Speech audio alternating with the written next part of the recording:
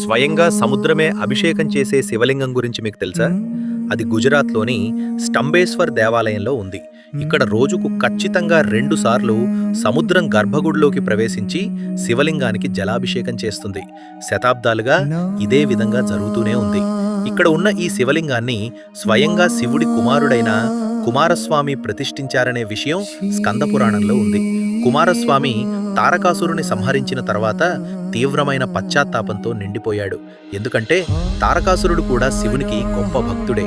ఆ మనోవేదన నుంచి కుమారస్వామిని విముక్తి చేయడానికి విష్ణు భగవానుడు ఒక పవిత్ర స్థలంలో శివలింగాన్ని ప్రతిష్ఠించి మహాశివుడిని ఆరాధించమని చెప్తాడు.